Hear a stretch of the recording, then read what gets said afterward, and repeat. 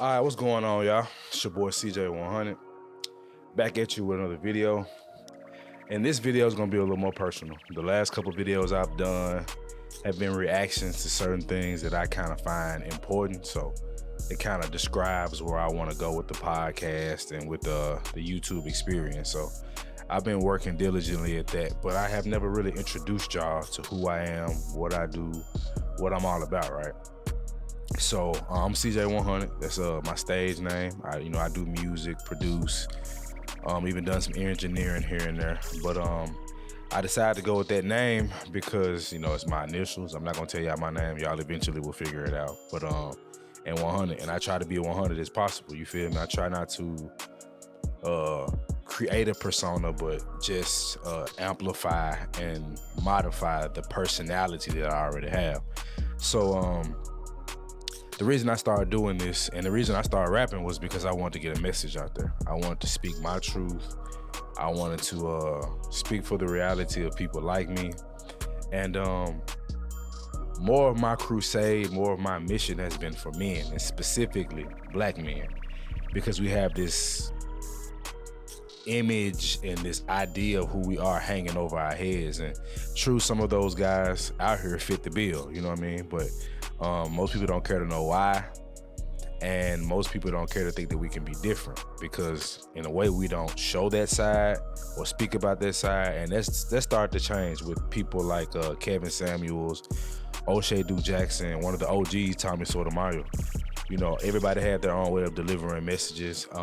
I feel that I have mine, and I feel like I can speak for middle class guy, even lower class guy. I come from it, you feel me? I'm from Memphis, so I done seen it all, bro. You know what I mean? We got some of the worst guys and some of the worst females as far as robbery, murder, homicide.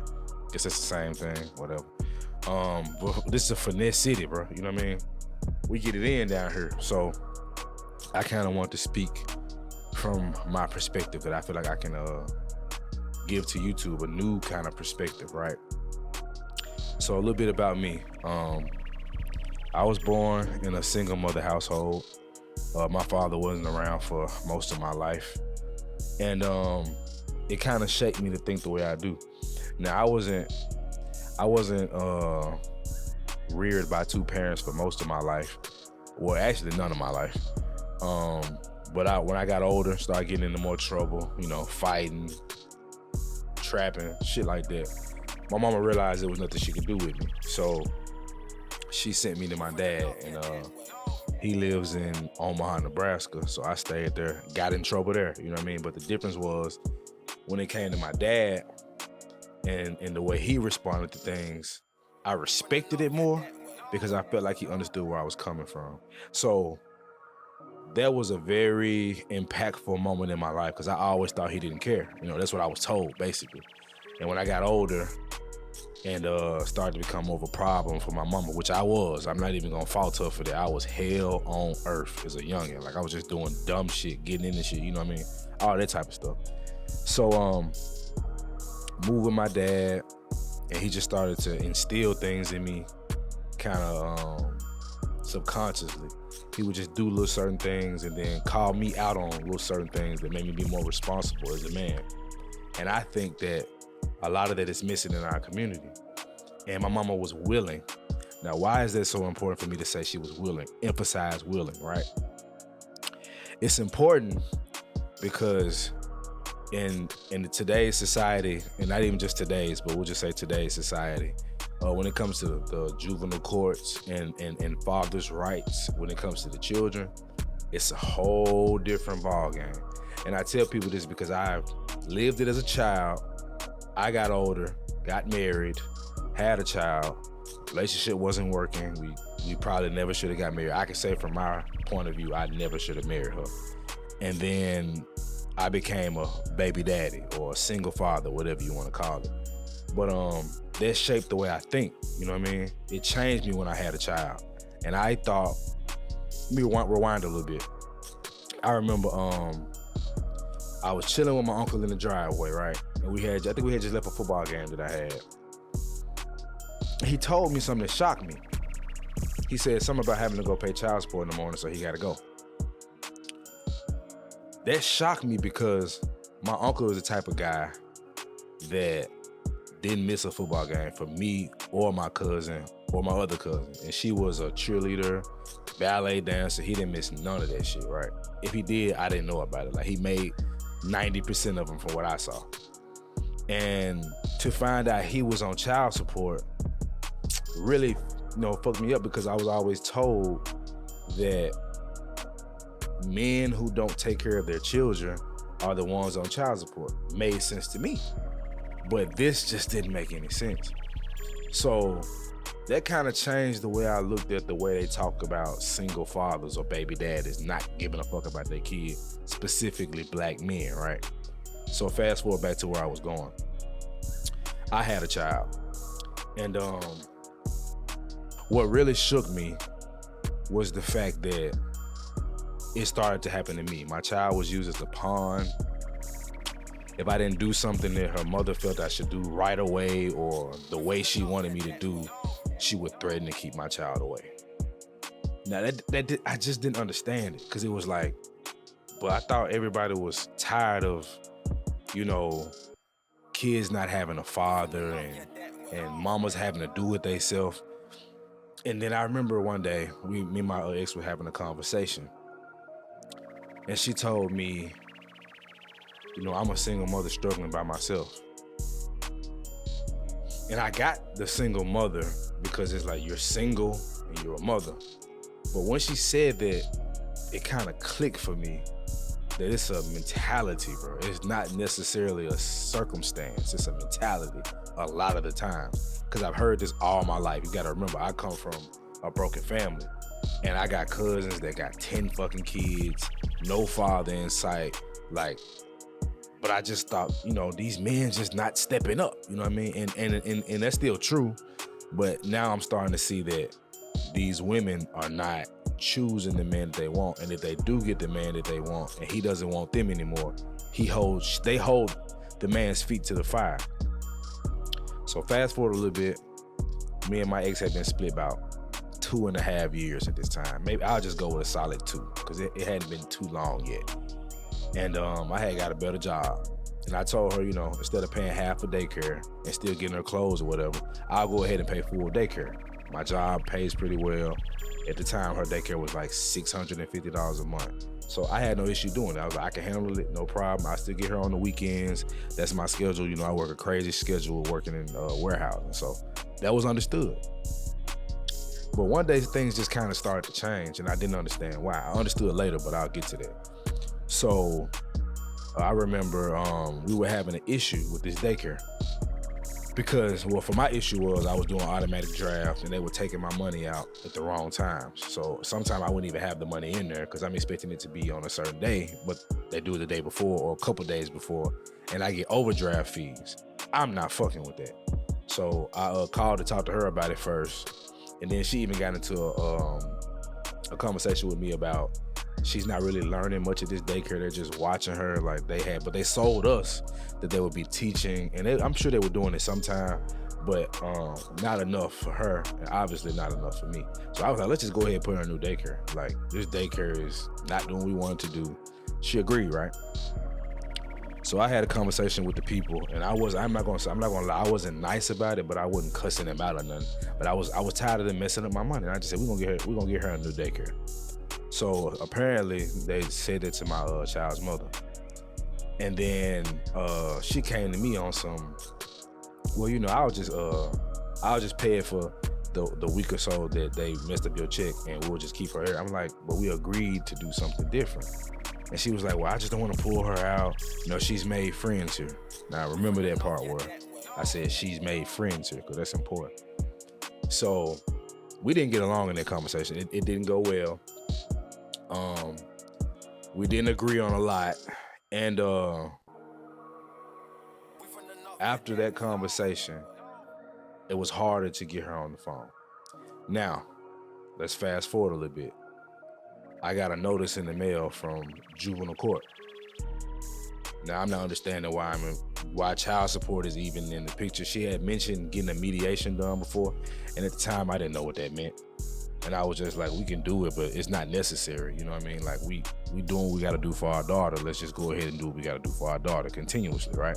That's what I'm thinking. You know, that just makes sense to me, but not to her. And I couldn't make sense of it, bro. I just couldn't make sense of it. So now we finally have the child support meeting. I got a lawyer. You know, I done sat down with my lawyer. I got receipts because I never gave her anything cash. I always cash out. Shout out to Cash Out for having that electronic source of money, because you're never supposed to give your baby mama money in cash because she can lie and there's no proof of record about it, right? So I got all this stuff lined up from the time that we had our child until the time we split and on. I had all of that. Bank statements and Cash App, because you know Cash App shows up in your bank statements too. So I had all of it. So we get to court. And, you know, they're asking me questions like how much I keep her. And when asking me that, there's is that true, Mrs. Johnson? That's my last name, now you know. And she was either confirm or deny, and that's what they went with. I'm like, whoa. Now, I'm a parent just as much as she.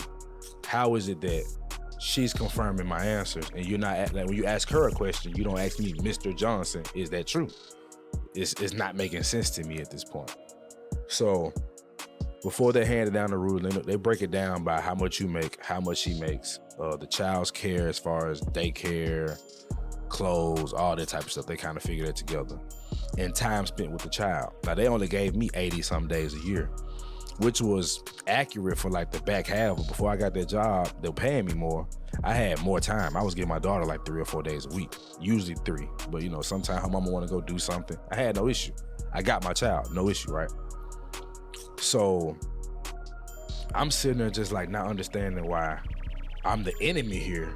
You know, like, I'm not a deadbeat. You know, I'm doing for my child. So why am I getting the deadbeat treatment? I'm not understanding. Like, it's just not making sense to me, bro. So before they hand down the ruling, he says, look, I don't want either one of you to complain about that's not enough money or that's too much money. We're doing what's right for the child. So I'm sensing it's gonna be some bullshit, right? So bam, the judge hits me with $14,000 or $20,000 back pay, because he basically compiled all these numbers of what her daycare and stuff is today over a 3-year span or 2-year span of me and her not being together, which is inaccurate because she hadn't always been at that daycare and her daycare has never been that much. We just got her a better daycare, so we thought, and I got a better job, and I had only had that better job for 6 months. Before that, I was making almost half of what I was making at the old job. So it was like, why are you just slapping all this together? Like, that's not right. But I'm in shock. Like, my lawyer is ass, and they still want me to pay him. I guess I will eventually, but fuck them. You know what I mean? Because they got me fucked over. So a $20,000 back pay. But he gives me credit for what I had done, and he knocked it down to $14,000 off the rip. So when you hear people, especially women, talk about he don't even take care of his kid, he got so and so amount of back child support. Look, back child support gets assessed when you walk in that fucking door. Facts. It's not you hadn't been doing your job. They can slap a number on you. And consider this, I'm married at the time. You see what I'm saying? So I'm not seeing my daughter like I want to, because she's playing games. She's playing the numbers game to be able to say he only gives her this amount of time. This is what they do. So I said all that to say, a lot of us think that we didn't have a father that cared, and he did, but he was put in a tough situation. And that's just not, that shit is expensive, man. I know I paid that first lawyer. It's not the only lawyer I had, but the first one was like $1,500, bro. And it was like $7 just to sit down with them. So that's a nice chunk of change where we at, because like the average income in Memphis is like $25,000. So it's not a lot of money being made here. And at that time, I had just made it to 30 something. So it was like, that was a big blow for me. And all I wanted to do was be a father. I didn't owe her anything. You know, I look at it like this. When it comes to kids in a relationship with a co-parent, each parent is responsible for their own houses, their own cars, their own clothes, etc. The child's child care, like stuff like daycare, dentists, like insurance, like all insurance, and clothes, and other miscellaneous things that you should be able to come together on. But they basically fit it into a formula that I don't completely understand, and you get slapped with it as a father. And a lot of fathers get in that situation, and it's tough. It was tough for me. It's still tough for me, but I found a way to make it work. I work a lot of overtime, and I just did overtime tonight, and I'm back on the computer. I'm back on the camera. I'm back on the mic, because I got to keep grinding. I just got to beat the shit. You know, and every guy doesn't have my ambition or even have my outlets or my help, because I had help from family to get through this. This wasn't all me. So I made this video to say, man, the reason I have stepped into this space of the manosphere, the space of fatherhood, the space of man rights, father rights, what is it called? The Man's Right Association, I think that's what it's called. You know, I want to be an advocate for that, because I understand how we get the short end of the stick and we got to pay the big portion of the money. It's just bullshit, right? So I just want to say to the fathers out there that's working, trying to make something happen out here, and are constantly meeting resistance. No, it's hard, bro, but don't deal with your baby mama on any guarantees out of her mouth. Do it through the courts. I know it's hard. I wouldn't even deal with your child until you have court documentation, because when the power is in their hands, a lot of the times they're going to abuse it. And a lot of kids thought that they didn't have a father because the way the mama abuses the system. And they help her. They will help her get what she needs. She doesn't have to do a whole lot of work to get you on child support, bro. So think about who you having children with, bro. Pay attention to the red flags. Red flags like, you can't do nothing without her. Controlling, manipulative. It's gonna get worse when she has a child, bro.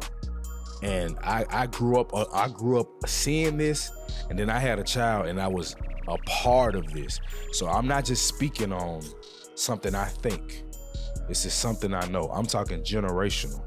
I mean, and not just my dad and my grandfather, my grandmother, my great-grandfather. I've seen it happen. I know the stories of this stuff happening over and over. The difference is I always heard it from a woman's point of view. My channel and other channels that I work with the 5100 podcast with my boy Tez the Five, we're about giving the man's perspective, because it's not respected and it's not heard enough. So I look forward to, man, dropping better content, interacting with you guys. And, you know, and don't be scared to drop your stories in the comments, man. I'm not disrespectful, and I don't care about, you know, trolling comments. Leave them as much as you want, because I'm either going to get on your ass in a joking way, or I'm just going to ignore it. I got thick skin. I've had to have thick skin. That's just the life of a man. So I'm kind of rambling a little bit, but my goal is just to strengthen black men, our image, our fatherhood, because I understand there's a lot of bullshit being told about us, but I'm not with it. It's your boy CJ100, man. 5100 podcast, the CJ100 channel. We're going to keep it pushing. We ain't slowing down for nothing. You dig?